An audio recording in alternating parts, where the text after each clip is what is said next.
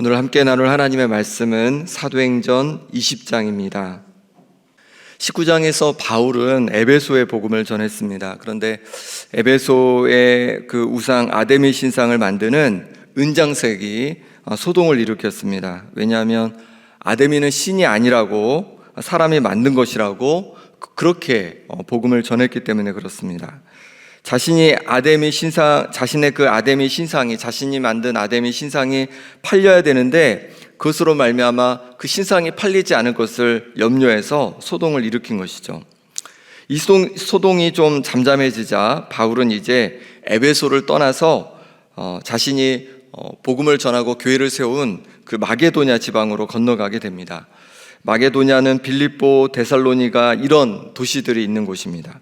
그리고 나서 더 아래쪽에 있는 헬라 지방, 지금의 그리스 지방에 가서 다시 형제들을 그렇게 만나게 됩니다. 그리고는 예루살렘으로 바로 돌아가려고 했지만 유대인들이 자신을 해오고자 하자 다시 마게도냐로 다시 올라가서 그곳에서 배를 타고 이제 튀르키예 땅인 드로아에 이르게 됩니다. 그리고 그곳에서 7일간 머물게 됩니다. 우리 7절 말씀 제가 읽어보겠습니다. 그 주간의 첫날에 우리가 떡을 떼려 하여 모였더니 바울이 이튿날 떠나고자 하여 그들에게 강론할세 말을 밤중까지 계속하매. 그 주간의 첫날 언제일까요? 무슨 요일일까요? 바로 일요일 주일을 말하는 겁니다. 안식일 다음 날을 말하는 겁니다. 초대교회 성도들은 주일날 함께 모여서 이렇게 떡을 떼며 예배했습니다. 바울도 이 주간의 첫날에 떡을 떼고 또 함께 모였을 때 말씀으로 강론했던 것이죠. 왜 초대교회 성도들은 안식일이 아니라 그 주간의 첫날에 이렇게 함께 모였을까요? 바로 예수님께서 부활하신 요일이기 때문에 그렇습니다. 예수님의 부활을 기억하고 자신들도 부활에 동참할 것을 생각하면서 주일에 함께 모여서 성찬식을 갖고 또 함께 하나님을 예배한 것입니다. 바울은 그 다음날 다시 떠나야 했습니다. 그리고 언제 다시 이곳에 올 수 있을지 기약이 없었습니다. 그래서 강론을 하는데, 말씀을 전하는데 밤 늦도록 계속 그 말씀을 강론하였습니다. 그래서 윗다락에는 등불을 많이 켜두었습니다. 그때 한 유도고라는 청년이 창에 걸터 앉아서 바울의 그 강론을 말씀을 들었습니다. 그런데 그만 강론이 길어지니까 그냥 존 것이 아니라 깊이 잠들어 버렸습니다. 그렇게 졸다가 3층에서 떨어져 버렸어요. 사람들이 너무 놀라서 가보니까 이 청년이 죽어 있는 겁니다.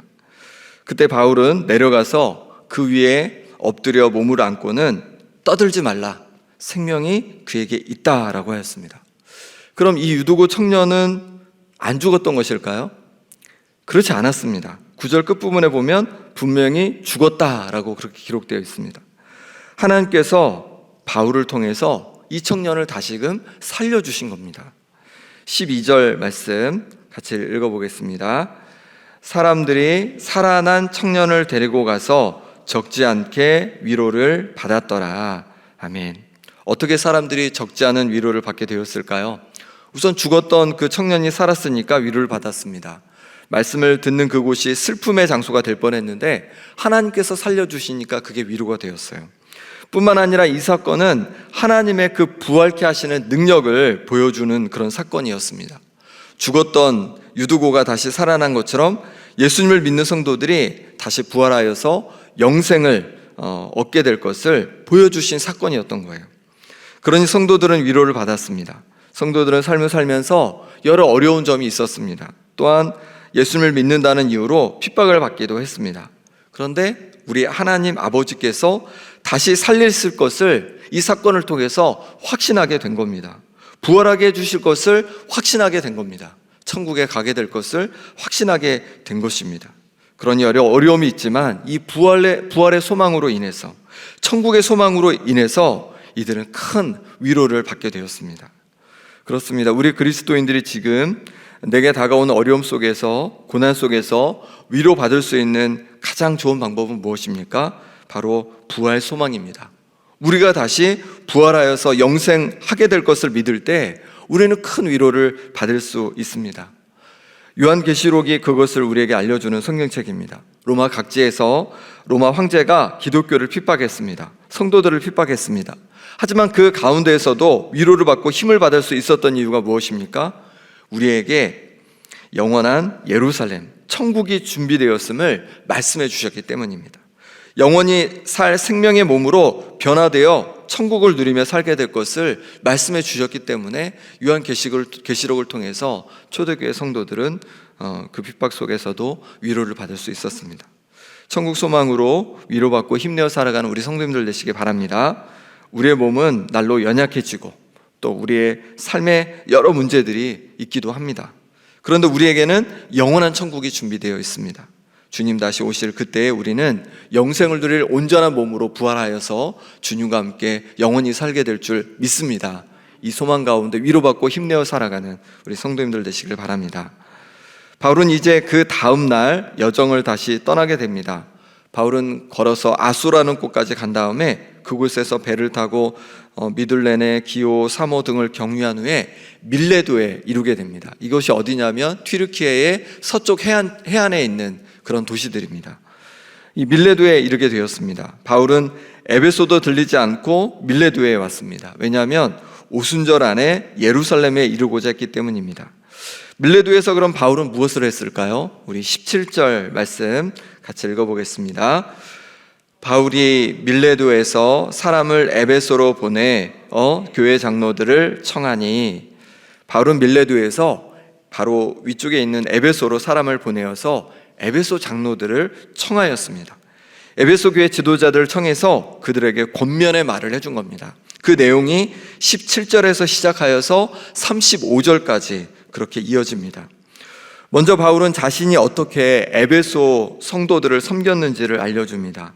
19절, 20절 말씀 같이 읽어보겠습니다.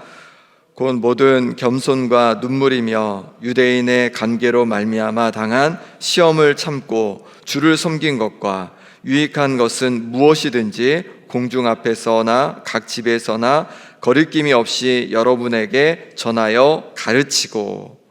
바울은 겸손하게 눈물로 사역하였습니다. 또한 유대인들의 음모로 여러 차례 시련을 겪었지만 그 모든 시련을 참아냈습니다. 그리고 거리낌 없이 유익한 것은 사람들에게 가르치고 전했습니다. 그럼 그렇게 바울이 전한 그 가르침의 핵심은 무엇일까요? 21절 말씀도 우리 같이 읽어보겠습니다. 유대인과 헬라인들에게 하나님께 대한 회개와 우리 주 예수 그리스도께 대한 믿음을 증언한 것이라. 아멘. 바울이 전한 것은요, 회개와 믿음이 주를 이루었습니다. 우린 여기서 회개를 주목해 봐야 합니다. 바울은 에베소에서 몇 년 동안 가르쳤냐면 거의 3년 동안이나 가르쳤습니다. 그런데 3년 동안 그렇게 가르치면서 그 가르친 내용의 핵심이 무엇이라고 말합니까? 회개와 복음이다 라고 말하고 있습니다. 그러니 얼마나 회개에 대한 설교를 많이 들었겠습니까? 3년 동안 그냥 계속 회개에 대한 얘기를 들은 거예요. 이 말씀을 읽으면서 저도 더 많이 회개에 대한 그 말씀을 전해야겠다라는 생각을 해보게 됩니다. 그리고 그게 맞는 것 같습니다. 말씀을 듣는 것이 무엇일까요? 말씀 앞에 나를 점검해 보는 겁니다. 하나님 말씀 앞에 나의 부족함을 깨닫고 바꿔가는 것입니다. 그러기 위해서는 회개가 우리에겐 필요한 것이죠. 말씀을 들을 때마다 말씀으로 우리 자신을 점검하고 말씀 앞에 부족함이 없는지를 우리를 늘 살피는 우리 성도님들 되시길 소망합니다. 회개는 쉽습니다. 하나님께 자백하면 됩니다. 하나님, 내가 이 말씀대로 행하지 못했습니다. 말씀대로 살아가지 못했습니다. 주님 기뻐하시는 마음으로 그렇게 살아가지 못했습니다. 그대로 고백하면 됩니다. 그렇게 내 자신의 부끄러운 모습과 연약함을 고백하면서 주님 앞에서 하나님의 거룩한 자녀로 날마다 자라가는 우리가 되길 소망합니다. 바울은 자신이 어디로 가는지에 대해서 이제 말해줍니다. 22절 말씀, 23절 말씀 제가 읽어보겠습니다. 보라, 이제 나는 성령에 매여 예루살렘으로 가는데 거기서 무슨 일을 당할는지 알지 못하노라. 오직 성령이 각 성에서 내게 증언하여 결박과 환난이 나를 기다린다 하시나. 바울은 성령에 매여서 자신이 예루살렘에 간다라고 그렇게 알려줍니다. 그런데 그렇게 성령에 매여 가면 무슨 일을 당할지 알지 못한다고 말합니다. 왜냐하면 성령이 각성해서 증언해 주기를 결박과 환란이 기다리고 있다라고 알려주었기 때문입니다. 바울은 예루살렘에 도착하면 결박과 또 환란이 기다리고 있다는 것을 알고 있었습니다. 그것도 그럴 것이 명절이면 각지에 있는 유대인들이 다 모이게 됩니다. 그런데 그 유대인들 중에는 어떤 사람도 포함될 것이냐면 바울이 이방 땅에서 복음을 전할 때 이 바울을 핍박했던 많은 유대인들이 그 예루살렘에 다 모일 것이었어요. 그러니 예루살렘에 바울이 간다면 분명히 핍박을 당하고 어려움을 당할 것이 분명했습니다. 그럼에도 불구하고 바울은 예루살렘으로 향하여 가기로 결정했습니다. 이건 바울이 늘 행하던 삶의 태도입니다. 자신의 안위나 평안이 아니라 성령님에 매여서 삶을 살아왔습니다. 24절 말씀 같이 읽어보겠습니다. 내가 달려갈 길과 주 예수께 받은 사명 곧 하나님의 은혜의 복음을 증언하는 일을 마치려 하면은 나의 생명조차 조금도 귀한 것으로 여기지 아니하노라. 아멘. 바울은 복음 증거 사명을 감당하는데 자신의 생명조차도 귀한 것으로 여기지 않았습니다. 성령에 이끌려서 성령에 매여서 그렇게 복음을 전하는 삶을 살아왔던 것입니다. 그럼 우리는 어떻습니까? 편한 일, 또 편한 봉사, 편한 자리만 찾아다니는 것은 아닌지 우리 자신을 돌아볼 필요가 있습니다. 성령에 매여 성령께서 인도하심대로 살아가는 우리가 되길 소망합니다. 그리고 그 일이, 그 자리가 불편한 자리, 또 힘든 봉사, 어려운 일일 수도 있습니다. 그럼에도 성령에 매여 걸어간다면 우리 마음속에는 하나님께서 주시는 평강이 넘칠 줄 믿습니다. 성령에 매여 어떤 자리든 가리지 않고 주님의 이끌림대로 살아가는 우리 성도님들 되시길 소망합니다. 28절부터는 이제 장로들, 교회 리더들에게 부탁하는 말인데요. 지금의 교회도 리더들이 있습니다. 목회자, 또 장로님들, 안수집사님들, 권사님들, 구역장님들, 팀장님들 다 리더라고 할 수 있겠죠. 28절 말씀 같이 읽어보겠습니다. 여러분은 자기를 위하여 또는 온 양떼를 위하여 삼가라. 성령이 그들 가운데 여러분을 감독자로 삼고 하나님이 자기 피로 사신 교회를 보살피게 하셨느니라. 아멘. 바울은 교회 리더들을 향해서 자신을 위해서 또 온 양떼들을 위해서, 온 성도들을 위해서 삼가야 한다라고 그렇게 이야기를 해주고 있습니다. 리더는요, 마음대로 하는 사람이 아니라는 거예요. 삼가는 사람이라고 말씀하고 있는 겁니다. 희생하는 사람이라고 말씀하고 있는 겁니다. 자유롭게 내가 하고 싶은 대로 하는 사람이 아니라 나를 더 섬가하고 나를 더 희생하는 사람이 주님의 교회의 리더다라고 말씀하고 있는 거예요. 특히 교회는 하나님이 자기 피로 사신 교회입니다. 주님께서 피 흘려 세우신 교회입니다. 왜 그렇습니까? 교회가 어떻게 세워졌습니까? 예수님께서 십자가에 피 흘려 죽으심으로 죄를 용서받고 하나님의 자녀된 성도들이 모인 곳이 바로 교회입니다.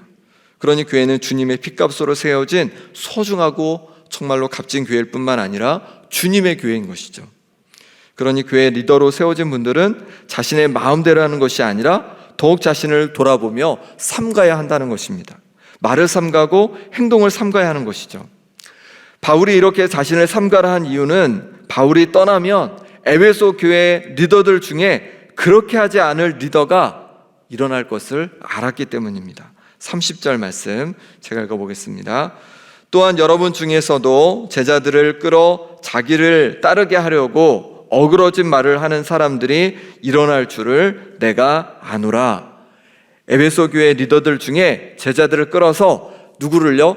자기를 따르게 하려는 사람들이 일어날 것을 바울은 알고 있다라고 말하고 있습니다. 교회 리더들은 자신을 따르는 사람을 만드는 것이 아닙니다. 내 편을 만드는 사람들이 아닙니다. 왜냐하면 주님이 핏값으로 사신 누구의 교회입니까? 주님의 교회이기 때문에 그렇습니다. 그러니 내 편을 만들려고 하는 리더들이 있다면 교회는 분쟁하게 되고 교회는 어지럽게 됩니다. 고린도 교회가 바로 그런 교회였죠. 바울파, 아볼로파, 게바파, 그리스도파라고 파를 나누면서 서로 다투었습니다. 교회는 주님의 교회임을 늘 기억하는 우리 성도님들 되시길 소망합니다. 그럼 우리는 무엇을 따라야 합니까? 바로 주님의 교회이니 주님의 말씀을 따라야 합니다. 바울이 3년 동안 에베소 교회에서 한 것이 바로 그것이었습니다. 31절 말씀 같이 읽어보겠습니다. 그러므로 여러분이 일깨어 내가 3년이나 밤낮 쉬지 않고 눈물로 각 사람을 훈계하던 것을 기억하라. 바울은 3년 동안 쉬지 않고 눈물로 각 사람을 훈계했습니다. 말씀으로 훈계했습니다. 그리고 또다시 교회 리더들에게 말씀에 부탁하고 있는 거예요. 32절 말씀, 지금 내가 여러분을 주와 및 그 은혜의 말씀에 부탁하노니 그 말씀이 여러분을 능히 든든히 세우사 거룩하게 하심을 입은 모든 자 가운데 기업이 있게 하시리라. 바울은 주님과 그 말씀에 에베소 교회 리더들을 맡기고 있습니다. 주님의 말씀이 리더들을 든든히 세울 것을 확신한 거예요. 그렇습니다. 주님의 말씀이 우리를 든든히 세우는 것입니다. 말씀으로 우리가 든든히 세워지기를 소망합니다. 주님의 말씀을 따르며 내 편 만들기보다 주님의 편으로 살아가는 우리 성도님들 되시길 바랍니다. 바울은 이제 자신이 에베소에서 사역하면서 은이나 금이나 의복을 탐하지 않았다고 합니다. 심지어 바울은 스스로 필요한 것을 충당했습니다. 왜 그랬을까요? 우리 마지막으로 34절 35절 말씀 같이 읽어보겠습니다. 여러분이 아는 바와 같이 이 손으로 나와 내 동행들이 쓰는 것을 충당하여 범사에 여러분에게 모본을 보여준 바와 같이 수고하여 약한 사람들을 돕고 또 주 예수께서 친히 말씀하신 바 주는 것이 받는 것보다 복이 있다 하심을 기억하여야 할지니라. 아멘. 바울은 천막을 만드는 기술자였습니다. 그래서 선교 여행을 다니면서 여비를 스스로 충당했습니다. 지금도 자비량으로 세계 곳곳에서 복음 전하는 평신도 선교사님들이 많이 계십니다. 바울이 가장 먼저 자비량 선교사였던 것이죠. 바울은 그러면서 주는 것이 받는 것보다 복이 있다라고 하신 주님의 말씀을 기억해야 한다라고 권면하고 있습니다. 그렇습니다. 받는 것보다 주는 것이 복이 있습니다. 저는 늘 성도님들에게 많은 사랑을 받기만 해서 너무 이 말씀을 대할 때 죄송한 마음이 듭니다. 주는 것이 받는 것보다 귀하다고 말씀하고 있습니다. 이 말씀을 기억하면서 우리가 더욱 내 것을 가지려고 하기보다는 나눌 수 있는 그런 리더가 될 수 있기를 소망합니다. 함께 기도하겠습니다. 함께 기도하실 때 하나님 아버지, 부활 소망으로 또 천국 소망으로 담대히 하나님의 자녀로 살아가게 하여 주옵소서. 교회 리더들이 하나님 아버지, 주님께서 세워주신 교회 리더들이 삼가는 리더, 또 나눔의 리더가 되게 하여 주옵소서. 9월 1일부터 있을 부흥회 가운데 크신 은혜 부어 주옵소서. 내일 귀한 주일입니다. 주일 예배를 통하여서 하나님께서 목사님과 교육자들 가운데 성령으로 충만케 하여 주시고 모든 예배 속에서 모든 성도들이 크신 은혜를 누리고 또 그 심령이 회복되어지고 말씀 앞에 결단하는 시간 되도록 이 시간 함께 기도하겠습니다. 하나님 아버지, 오늘도 귀한 날 주시고 또 귀하게 우리에게 말씀해 주시니 감사합니다. 우리가 이 땅을 살아가면서 때로 어렵고 힘들고 낙심되는 일들이 많이 있습니다. 하나님 아버지, 그것 속에서도 낙심하는 것이 아니라 우리가 부활할 것을, 천국으로 아버지 하나님 인도해 주실 것을 바라보며 이 부활 소망으로, 천국 소망으로 담대히 위로받고 살아가게 하여 주옵소서. 낙심하지 않게 하여 주옵소서. 절망하지 않게 도와주옵소서. 오직 주님 바라보며 아버지 하나님 담대히 살아갈 수 있도록 역사하여 주옵소서. 하나님 아버지, 정말로 리더들을 향해서 삼가는 리더가 되어야 하고 나눔의 리더가 되어야 함을 말씀해 주셨습니다. 하나님께서 세우신 교회 리더들 가운데 하나님 아버지 은혜 부어 주셔서 삼가는 리더 되게 도와주시고 나눔의 리더가 되게 해주시고 성령에 매여서 하나님 아버지 이끌려서 그렇게 살아가는 리더가 될 수 있도록, 또 우리가 될 수 있도록 하나님 역사하여 주시옵소서. 하나님 아버지, 9월 1일부터 부흥회 있습니다. 하나님 부흥회 가운데 크신 은혜 부어주셔서 이 시간을 통해서 우리에게 말씀해 주시고 우리를 새롭게 해주시기를 원하오니 하나님 역사하여 주옵소서. 내일 귀한 예배입니다. 예배를 통해서 하나님 은혜 주시기를 원합니다. 담임 목사님 능력으로 붙잡아 주옵소서. 권능으로 붙잡아 주시옵소서. 아버지 하나님, 그리하여서 예배 속에서 하나님께서 부어주시는 은혜를 누리게 도와주시고 살아계신 하나님의 아버지 하나님 만져주시고 위로해 주시고 또 힘주시고 말씀해 주심을 경험하는 귀한 예배 자리 될 수 있도록 하나님 역사하시고 붙잡아 주시옵소서. 하나님 아버지 인도하여 주시기를 원합니다. 우리를 붙잡아 주옵소서. 하나님 아버지 붙잡아 주옵소서. 하나님 아버지, 이 땅을 살아가면서 때로 우리에게 여러 어려움들이 다가오기도 하고 주님을 섬기다 보면 또 하나님 아버지 생각지 못한 고난을 당하기도 합니다. 하지만 이 모든 어려움 속에서도 부활의 소망 안고 천국의 소망 안고 위로받으며 담대히 살아가는 우리 모두 될 수 있도록 하나님 역사하여 주옵소서. 하나님 아버지, 바울이 성령에 매여서 때로 어려움의 자리, 힘든 자리도 마다하지 않고 그렇게 아버지 하나님 나아갔던 것처럼 우리도 성령의 이끌림 바 되어지길 원합니다. 그래서 내가 편한 자리, 내가 기쁨이 되는 자리가 아니라 성령의 인도하시는 그 자리로 우리가 나아가게 도와주시고, 그럴 때마다 우리 마음을 평안케 하시고 또 우리를 인도해 가시는 성령의 놀라운 은혜를 맛보게 하여 주옵소서. 삼가는 리더, 또 나눔의 리더가 되어지길 원합니다. 내가 원하는 대로, 내가 하고 싶은 대로 살아가는 우리의 인생이 아니라 주님 말씀 앞에 삼가고 또 하나님 아버지 받으려 하기보다는 나누고자 하는 그런 하나님께서 기뻐하시는 삶을 살아갈 수 있도록 인도하여 주옵소서. 9월 1일부터 있을 붕괴 가운데도 하나님 아버지 크신 은혜 부어주시고, 내일 귀한 주일입니다. 예배 가운데 우리를 만나주시고 새롭게 하여 주옵소서. 예수 그리스도 이름으로 기도합나이다. 아멘.